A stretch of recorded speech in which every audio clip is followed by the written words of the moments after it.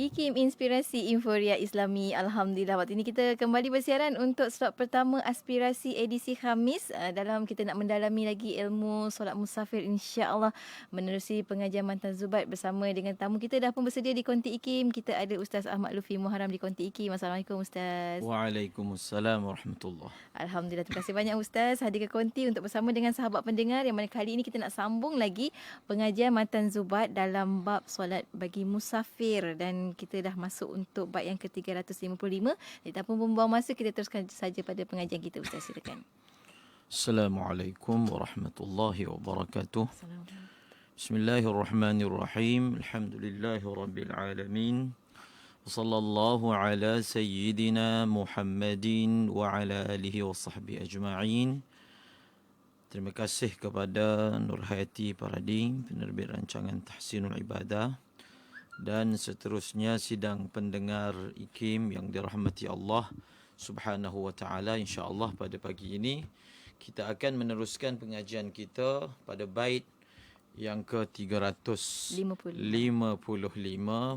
pada perkara salatul musafir ataupun salat orang musafir jamak dan qasar. Pada bait ini kata pengarang, wa syartuhu an-niyyatu fil ihrami wa tarku ma khalafa fid dawami. Terjemahannya, syarat-syarat qasar adalah niat, iaitu mengqasarkan solat ketika takbiratul ihram, dan meninggalkan hal-hal yang berlawanan atau menyalahi dengan niat qasar tersebut selama ia dalam solatnya. Setelah kita mengetahui syarat-syarat untuk melakukan jamak dan qasar, perlu memastikan jarak yang cukup, iaitu 2 marhalah ataupun diukur dengan kiraan semasa sebagai 90 km, dan juga syaratnya permusafiran itu bukanlah haram, sama ada ia fardu, wajib, sunat, makruh ataupun mubah. Selagi mana permusafiran itu tidak sampai sehingga dihukumkan sebagai haram, maka musafir di dalam perjalanan-perjalanan selain daripada itu dibenarkan untuk melakukan jamak dan qasar. Sekarang ini masuk pada syarat yang seterusnya pada sembahyang qasar, iaitu wa syartuhu niyyatu fil ihram. Bermula syaratnya sembahyang qasar adalah berniat di dalam takbiratul ihram. Ingat, apabila ditanya soalan, bilakah waktunya al-qasir, orang yang ingin melakukan sembahyang qasar akan berniat untuk sembahyang qasar, waktunya adalah ketika takbiratul ihram. Apa maksud waktunya ketika takbiratul ihram? Tidak boleh ataupun tidak sah sekiranya niat hanya sebelum takbiratul ihram ataupun niat hanya berlaku selepas selesai takbiratul ihram. Hendaklah di dalam takbiratul ihram. Sahaja aku sembahyang fardu zuhur, asar, isya, 2 rakaat qasar sebagai imam, sebagai makmum kerana Allah Ta'ala. 2 rakaat qasar perlu disertakan di dalam takbiratul ihram. Misalnya, seseorang itu semasa memulakan solat, dia tidak berniat qasar. Dia berniat, sahaja aku sembahyang fardu zuhur, tanpa menyatakan 4 rakaat. Kerana menyatakan 4 rakaat itu bukanlah fardu, bukanlah syarat di dalam niat. Di tengah-tengah sembahyang, datanglah perasaan, saya ini musafir, maka saya layak untuk sembahyang qasar. Lalu dia niat nak sembahyang qasar di tengah-tengah sembahyang, selepas telah habis melafazkan Allahu Akbar. Adakah sah niatnya tadi? Tidak sah. Apa maksud niatnya tidak sah? Dia hendaklah menghabiskan sembahyangnya secara tamam. Itu syarat yang pertama yang disebutkan di dalam bait syair ke-355. Seterusnya kata pengarang, wa tarku ma khalafa fid dawami. Apa maksudnya wa tarku ma khalafa fid dawami, dan tarku meninggalkan ma barang yang berlawanan ia. Khalafa maknanya berlawanan ia. Fid dawami secara berterusan. Apa maksud meninggalkan perkara yang berlawanan? Berlawanan dengan apa? Berlawanan dengan sifat sebagai seorang musafir. Dia hendaklah meninggalkan. Maksudnya tidak berlaku pada dirinya fid dawam, sepanjang-panjang dia solat. Daripada takbir sehinggalah salam, di tengah-tengah solat tidak berlaku apa-apa perkara yang bertentangan dengan sifatnya sebagai musafir. Ataupun dengan bahasa yang lebih mudah, meninggalkan perkara yang membatalkan statusnya sebagai seorang musafir. Apakah contohnya? Di tengah-tengah semayang, dia berniat untuk bermukim ataupun menjadikan tempat itu sebagai tempat tinggal dia.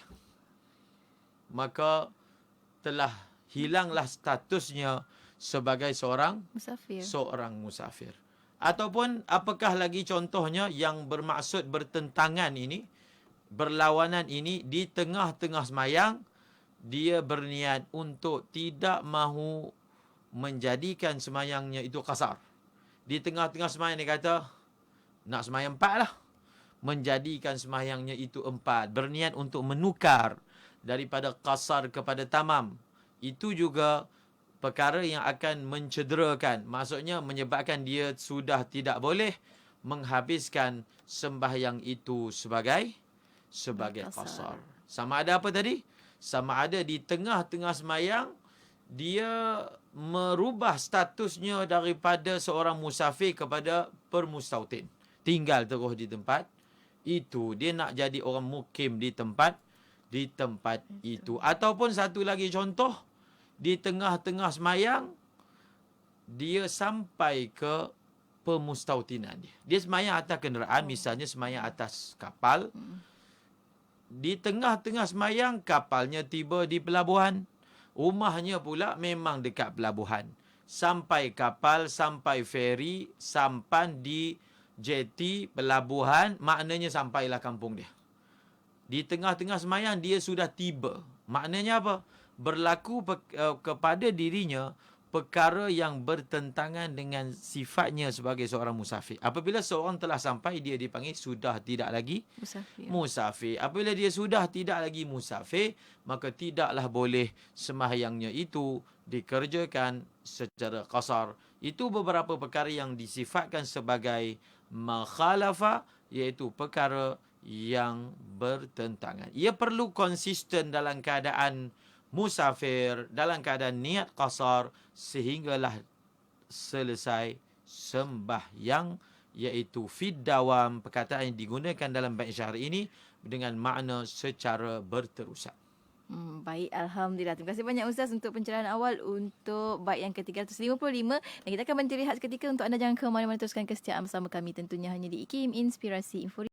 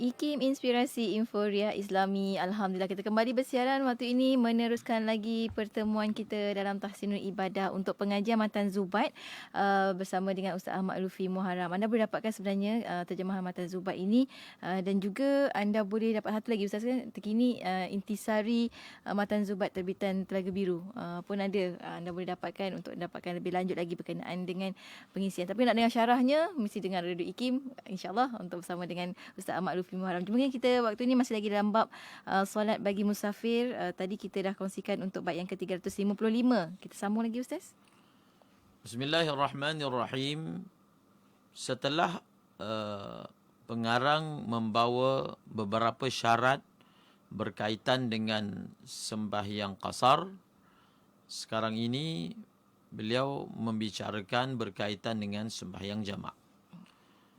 Dalam bait syair ke-356 kata pengarang, wajaza an yajma'a bainal asraini fi waqti ihda dhaini kal isha'aini.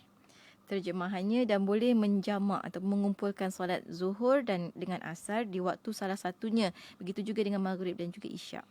Wajaza an yajma'a bainal asraini fi waqti ihda dhaini kal isha'aini. Wajaza, apa maksud wajaza? Dan harus. Harus, boleh. Tidak digunakan perkataan disunatkan. Tidak digunakan perkataan disunatkan. Dan tidak juga digunakan perkataan dimakruhkan. Digunakan perkataan jaza ataupun jawaz, harus. Harus dengan makna tidaklah melakukan jamak itu satu perkara yang merupakan fadilat tambahan. Di dalam mazhab Al-Imam Syafi'i, sembahyang jamak hukum melakukannya harus, dibenarkan. Dibenarkan. Tetapi tidak memberi makna sembahyang jamak itu lebih afdal daripada tidak melakukan sembahyang jamak. Bahkan dalam mazhab Al-Imam Syafi'i, tidak melakukan sembahyang jamak itu lebih aula ataupun lebih afdal. Wajaza, harus. An yajma'a, harus oleh bahawasanya menjamakkan oleh seseorang itu bainal asraini, menjamakkan di antara dua sembahyang asar. Sembahyang asar ada dua ke? Tidak, sembahyang asar ada satu. Tetapi dalam kaedah bahasa Arab ada satu istilah dipanggil taghlib. Contohnya, dia sebut abawain. Abawain. Abawain ni terjemahan bahasa Melayunya ibu bapa. Tetapi abawain, dua bapa. Satu orang dia ada satu orang je bapa. Digunakan dua bapa, dipanggil taghlib. Bila berkumpul dua perkara, maka bila kita nak datangkan dia dalam tasniah, kita ambil perkara yang lebih besar. Contohnya matahari dan bulan, maka orang Arab akan panggil dua matahari. Sebenarnya satu matahari, satu bulan. Satu bulan. Dua bapa, maknanya satu orang bapa, satu orang ibu. Dua sembahyang asar. Satu sembahyang asar, satu sembahyang zuhur. Dua surah ikhlas. Dia panggil ikhlasain. Satu surah ikhlas, satu lagi surah kafirun. Dipanggil surah ikhlasain. Dua surah ikhlas. Itu segi penggunaan. Maka dibolehkan untuk mengerjakan sembahyang jamak di dalam waktu zuhur dan asar. Bila tu kita boleh sembahyang jamak itu? Fi waktu, dalam waktu salah satu daripada kedua-dua waktu itu. Dalam waktu daripada salah satu. Maksudnya apa? Kita boleh melakukan sembahyang jamak dalam waktu zuhur atau kita boleh melakukan sembahyang jamak di dalam waktu asar. Kalau melakukan jamak di dalam waktu zuhur, maksudnya jamak itu dipanggil jamak taqdim. Kalau melakukan jamak dalam waktu asar, jamak itu dipanggil jamak takhir. Kal isha'aini, sepertilah juga boleh melakukan sembahyang jamak pada salah satu dari dua waktu antara zuhur dan asar. Begitulah juga boleh melakukan jamak di antara salah satu dari dua waktu isyak. Maknanya isyak dan maghrib. Kalau kita melakukan jamak dalam waktu maghrib, namanya jamak takdim. Kalau kita melakukan jamak di dalam waktu Isya, maka ia dipanggil jamak takhir. Di dalam kitab ini tidak disebut syarat-syarat yang lain berkaitan dengan jamak. Justru itu hendaklah ataupun haruslah kita menyebut tentang syarat-syarat yang berbaki. Apakah syarat berbaki yang tidak dinyatakan di sini? Pertama, kita khususkan pembicaraan berkaitan dengan syarat-syarat jamak takdim.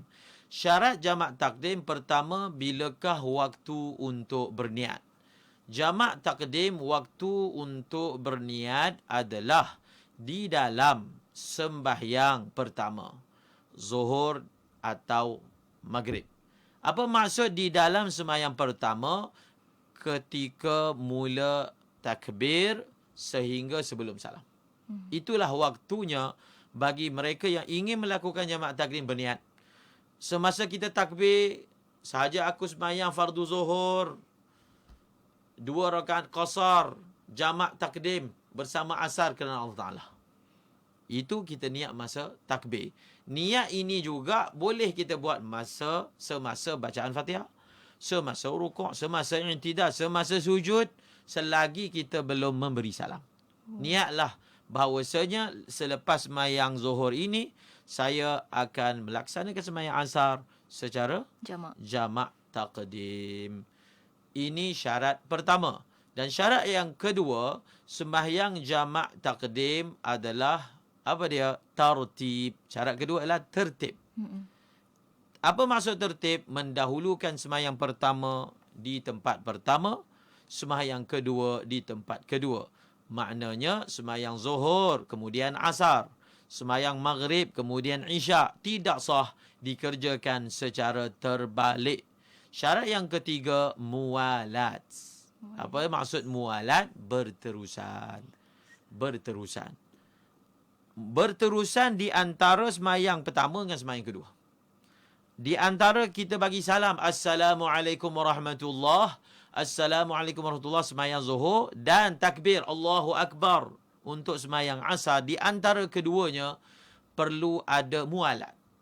Perlu ada berturut-turut. Apa maksud berturut-turut? Tidak boleh berpisah. Tidak boleh berpisah lama. Kalau ada berpisah lama antara salam dengan takbir, kita telah mencederakan syarat yang diperlukan. Iaitu kita telah meninggalkan syarat yang diperlukan. Apakah yang dimaksudkan dengan lama? Berapa lama kadar masa yang orang ini dianggap sudah meninggalkan berturut-turut, lalu dia tidak layak lagi mengerjakan sembahyang jamak takdim. Kadar itu disukat, ditentukan dengan apa? Dengan 2 rakaat sembahyang yang paling ringkas. Kalau antara kita bagi salam dengan kita takbir sembahyang seterusnya, masa yang berlalu itu muat, sempat untuk seseorang itu sembahyang 2 rakaat yang ringkas, maknanya telah lama. Maknanya apa? Telah lama dan telah mencacatkan, mencederakan, meluputkan syarat yang diperlukan, lalu dia tidak layak lagi mengerjakan sembahyang jamak takdim. Jarak dia tidak ataupun masa dia jangan sehingga sempat. Kalaulah kita kata untuk sembahyang 2 rakaat ringkas ini 2 minit setengah ataupun 3 minit, maknanya jangan dari salam sampai takbir berlalu masa sehingga 3 minit. Kalau berlalu, bas, cukup. Sembahyang asar perlu dikerjakan dalam waktu asar. Sembahyang isyak perlu dikerjakan di dalam waktu isyak. Dan syarat yang keempat, hendaklah berterusan sebagai musafir. Dawamul uzri. Perkataan yang digunakan apa? Berterusan. Uzur itu. Uzur yang melayakkan sembahyang jamak, apa dia? Musafir. Berterusan dalam keadaan status musafir sehinggalah takbir sembahyang kedua. Kalau dia dah takbir sembahyang asar ataupun sudah takbir sembahyang isyak, selepas itu dia tiba di kampung halamannya, maka dia boleh teruskan sembahyangnya secara jamak takdim, cuma tidak boleh dihabiskan secara qasar. habiskan secara tamam, namun dia boleh teruskan walaupun waktu zuhur, waktu zuhur masih ada, dan dia sudah tiba di tempatnya. Dan syarat kelima, untuk melakukan sembahyang jamak takdim, keseluruhan sembahyang itu mesti dibuat dalam waktu zuhur. Mesti dibuat dalam waktu zuhur. Sembahyang zuhur memanglah waktu dia. Sembahyang asar itu contohnya kita sembahyang jamak takdim itu lewat sangat, separuh sembahyang asar itu setelah waktu asar dah masuk.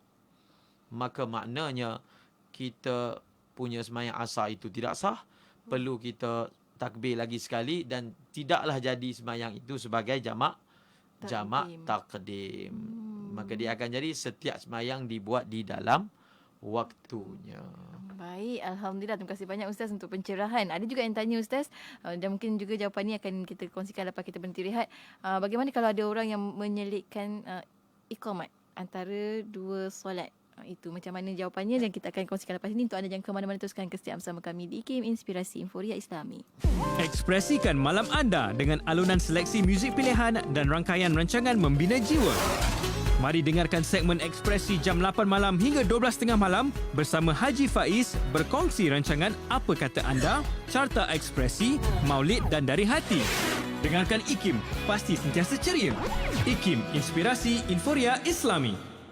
IKIM Inspirasi Inforia Islami, kita kembali bersiaran menerusi tahsinul ibadah bersama dengan Ustaz Ahmad Lutfi Muharram di Konti, menyambung perkongsian Matan Zubat dalam solat dalam musafir. Dan Alhamdulillah Ustaz dah kongsikan untuk bait yang ke-355 dan 356. Cumanya Ustaz kongsikan lagi tambahan lah, sebagai nota tambahan untuk syarat jamak solat. Silakan Ustaz sambungannya. Jamak takhir.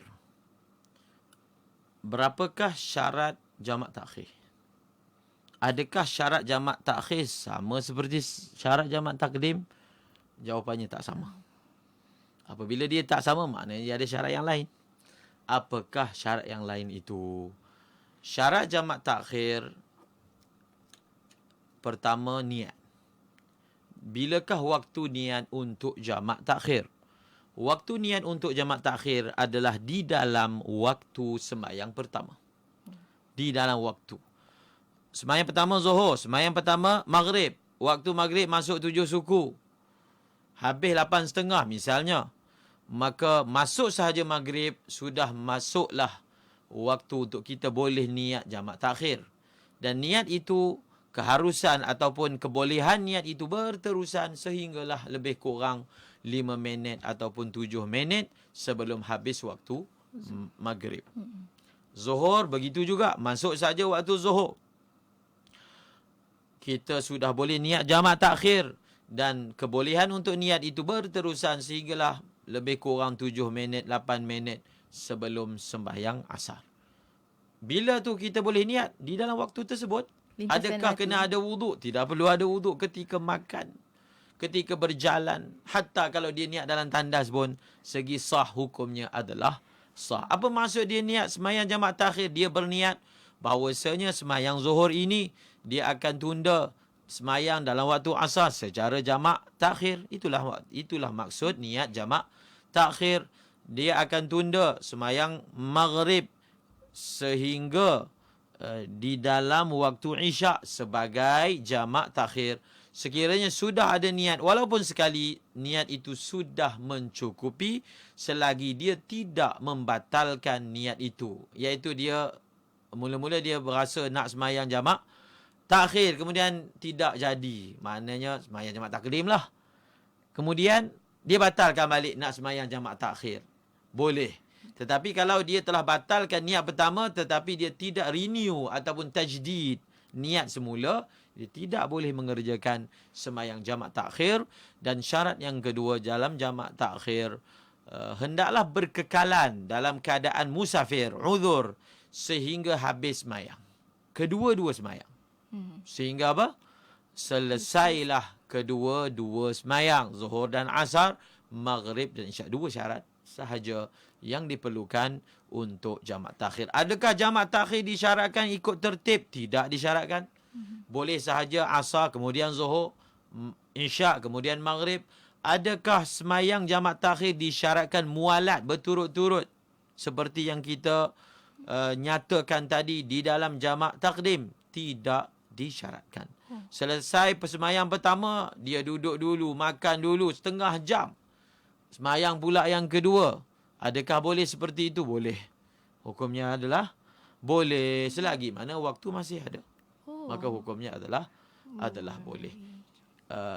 Tertib dan mualat berturut-turut adalah syarat di dalam jamak takdim. Bukanlah syarat di dalam jamak takhir. Walaupun dia bukan syarat, hukum meraihkannya masih lagi sunat. Maknanya kita kata sunat untuk seorang yang buat jamak takhir, dia ikut tertib. Sunat bagi mereka yang melakukan jamak takhir untuk menjadikannya secara mualat ataupun berturut-turut. Baik, tadi soalan daripada sahabat kita Ustaz berkenaan kan, kalau kita selitkan iqamat antara dua solat tu, boleh ke Ustaz? Kalau dia iqamat 3 minit tak boleh lah. Dia iqamat panjang 3 minit baru habis, maka tak boleh. Kalau dia iqamat kurang daripada 3 minit boleh. Jadi ukurannya adalah masa. Justru itu di antara dua sembahyang itu, dia nak makan boleh, dia terbatal pun boleh, dia nak bercakap pun boleh. Yang penting masa tidak lama, itu sahaja. Baik, bercakap pun boleh Ustaz ya? Bercakap pun boleh. Masya Allah. Bahkan iqamat itu adalah perkara yang disunatkan. Di antara sembahyang itu disunatkan untuk iqamat pula. Bagi sembahyang asar dan sembahyang isyak disunatkan. Baik, Alhamdulillah. Kita nak sambung lagi ke Ustaz? Soalan. Okey, kita buka kepada soalan sahabat-sahabat pendengar kita di WhatsApp dan juga di Facebook IKIM. Antara soalan sahabat kita ni daripada rakan kita Puan Lina dari Pahang, tentang solat jamak. Sekiranya kita jamak solat maghrib, apakah kita kena buat 2 atau 4 rakaat solat isyak Ustaz? Apabila kita melakukan jamak sembahyang maghrib, adakah untuk sembahyang isyak kita wajib melakukan secara tamam? Tidak wajib. Pilihan sama ada melakukan tamam ataupun secara qasar. Baik, seterusnya dari Din dari Ampang Ustaz. Kemudian soalan berkenaan dengan niat. Bagi solat jamak takdim, bolehkah masukkan niat seperti ketika takbiratul ihram, saja aku solat fardu zuhur, qasar 2 rakaat serta dihimpunkan kepadanya solat asar tunai kerana Allah Ta'ala? Ya. Boleh. Boleh dan disunatkan ataupun afdalnya niat ketika takbiratul ihram. Kalau dalam bahasa Arabnya, salli fardhu zuhri raka'ataini qasran majmu'atan ma'al asri lillahi ta'ala. Panjang. Untuk niat kita tak perlu niat bahasa Arab. Kita hendaklah niat dalam bahasa yang kita faham. Baik. Kita ada sahabat kita Syakir dari Singapura ni Ustaz. Kata bagaimana dengan situasi sahabat kita ni dan isterinya. Beliau seorang Kedah dan isteri orang Selangor. Bermastautin di Johor kerana telah bekerja dan beli rumah di Johor. Adakah jika beliau dan isteri pulang kampung isteri di Kedah, kampung beliau di Kedah, perlu pada jamak qasar Ustaz? Boleh, bukan perlu. Adakah boleh untuk melakukan sembahyang jamak dan qasar di Kedah? Perlu memang tak perlu. Sebab hukum sembahyang jamak qasar itu bukanlah wajib. Adakah boleh dia melakukan sembahyang jamak dan qasar?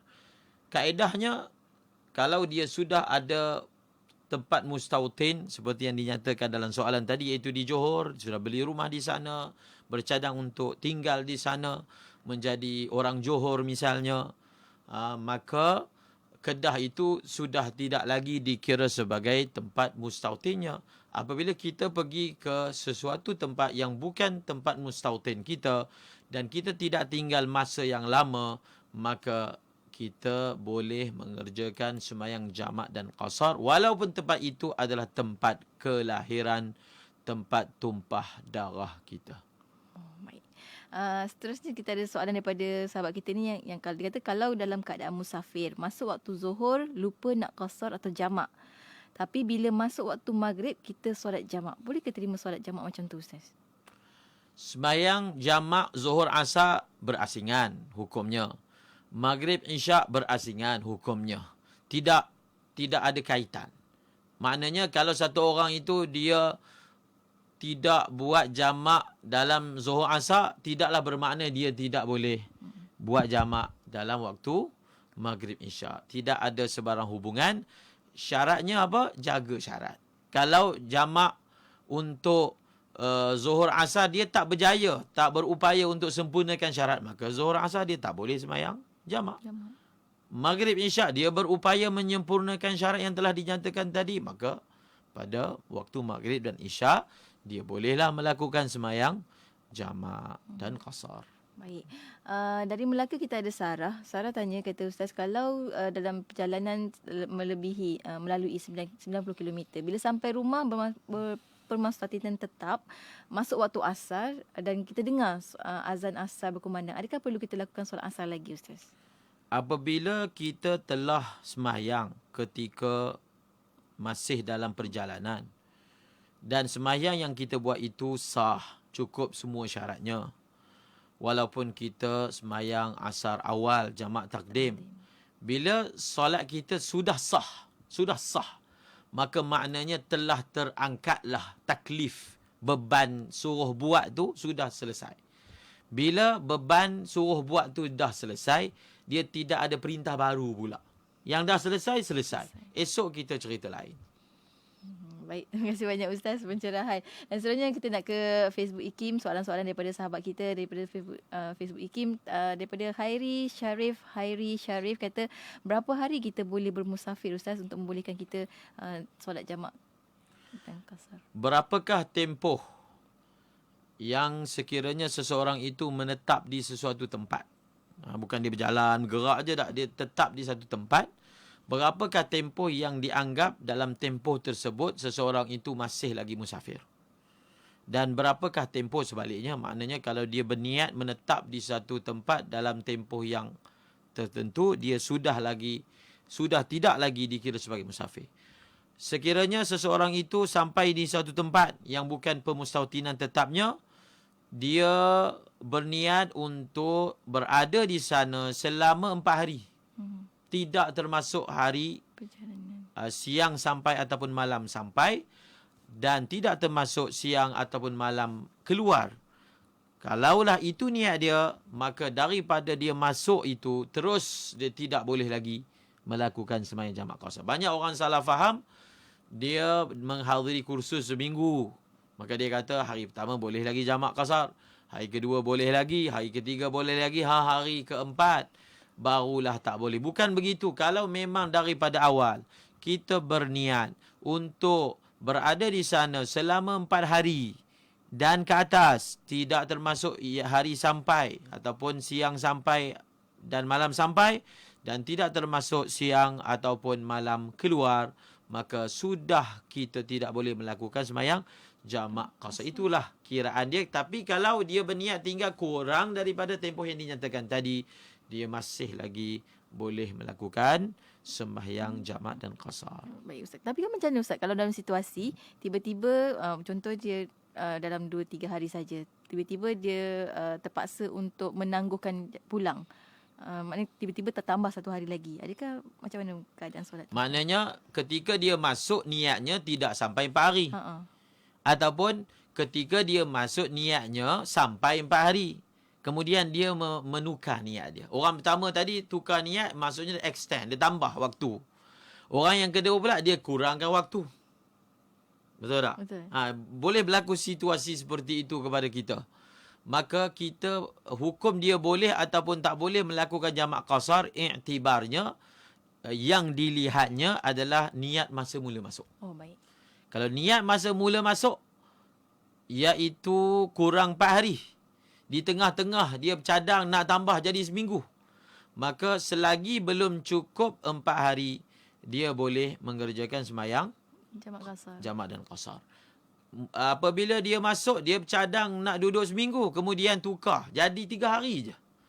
Walaupun 3 hari sepatutnya masa yang dia boleh mengerjakan sembahyang jamak dan qasar, tetapi oleh kerana niat dia mula-mula tadi telah membatalkan statusnya sebagai musafir, maka dia tidak boleh melakukan jamak dan qasar walaupun niatnya telah berubah kepada masa yang lebih sedikit. Baik. Dina Syah, soalan terakhir. Bolehkah dilakukan secara berjemaah jamak dan qasar ni Ustaz? Adakah boleh jamak dan qasar dilakukan secara berjemaah? Bukan boleh, itu tak ada persoalan. Boleh, memang boleh kan? Boleh. Adakah disunatkan? Adakah Ada disunatkan? kelebihan tak? Ada kelebihan tambahan? Begitu soalannya.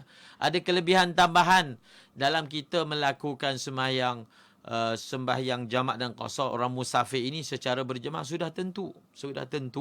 Sembahyang berjemaah dengan tidak berjemaah, sudah tentulah sembahyang berjemaah itu mempunyai kelebihan yang utama. Cuma tuntutan untuk orang musafir mengerjakan sembahyang secara berjemaah itu tidaklah kuat, tidaklah muakkad, tidaklah berat, tidak fardu kifayah pun, berbanding orang yang orang yang tidak musafir. Sebab itu disebut dalam kitab masa kita bahaskan tentang sembahyang berjemaah. Sembahyang berjemaah ini menurut pendapat muktamad dalam mazhab Imam Syafi'i fardu kifayah. Hukum fardu kifayah ini antara syaratnya adalah kepada orang yang tidak bermusafir. Sama ada mustautin ataupun mukim. Adapun orang yang bermusafir tidak ada hukum fardu kifayah atas dia untuk mengerjakan sembahyang secara berjemaah. Namun sudah tentulah kalau dia buat secara berjemaah seperti mana Nabi bermusafir bersama sahabatnya, Nabi mengerjakannya secara berjemaah. Masya Allah. Terima kasih banyak Ustaz untuk pencerahan hari ini sampai ke hujung. Ada kata-kata akhir Ustaz untuk rakan-rakan pendengar kita? Kelonggaran yang Allah Subhanahu Wa Taala berikan kepada kita adalah tanda rahmat dan kasih sayangnya kepada kita semua. Bukan setakat itu, dia beri kepada kita sembahyang qasar. Kita sembahyang qasar. Dan hukum sembahyang qasar tu ringkas, mudah. Dia mudahkan kita sembahyang dan dibagi pahala pula kepada kita sebab kita buat benda yang ringkas itu. Kadang-kadang kalau kita berurusan dengan manusia, dia bagi kelonggaran, tak apa kelonggaran, tapi dia potong gaji lah. Gaji potong. Kamu boleh pergi, tapi gaji potong juga. Tapi Allah Ta'ala, dia bagi kelonggaran, dia galakkan kita buat kelonggaran tersebut dengan cara memberi pahala pula kepada kita dalam bab sembahyang qasar yang Nabi sifatkan sebagai sedekah yang Allah kurniakan kepada hamba-Nya. Dengan ini kita dapat melihat begitu luasnya sifat rahmah, kasih sayang, ra'fah daripada Allah Subhanahu Wa Taala kepada hamba-Nya. Masya Allah. Terima kasih banyak Ustaz untuk perkongsian pada hari ini. InsyaAllah minggu depan kita akan kongsikan soalan-soalan daripada sahabat pendengar dalam sesi soal jawab bersama dengan Ustaz Ahmad Lutfi Muharram. Sampai bertemu lagi minggu hadapan insyaAllah Ustaz. Assalamualaikum. Waalaikumsalam. Dan untuk anda rakan pendengar, teruskan kesetiaan bersama kami tentunya hanya di IKIM Inspirasi Inforia Islami.